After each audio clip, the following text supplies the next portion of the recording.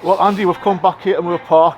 A nice 2 miles Wednesday night to play Wallsend Boys Club's women's team.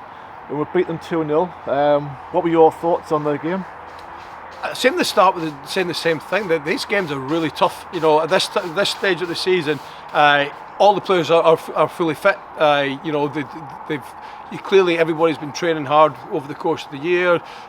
All the teams have got a real good work ethic, and Wallsend, I thought today, would really worked very hard against us off the ball. You know, they clearly had a good game plan. Kept themselves in the game. They were making blocks, tackles, and when they had the chance to break, they broke with pace and purpose. So we really had to be on our mental throughout the game today, really concentrated.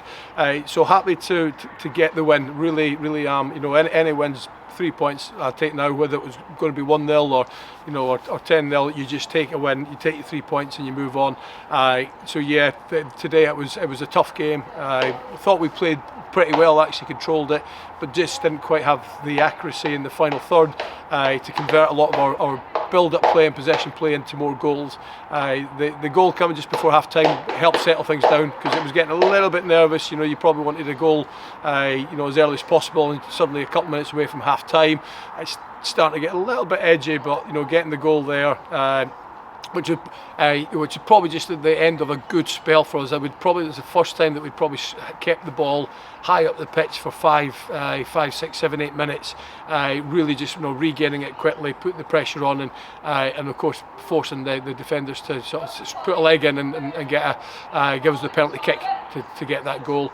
Second half again controlled it, but because it was so late before we got the second, there was always that element of jeopardy at the very when any breakdown of play with us, the ball went in behind. They had a lot of pace up front. We were running back a little bit to make sure that we make the tackles, make the blocks, keep the 1-0 win. So happy to get the second goal.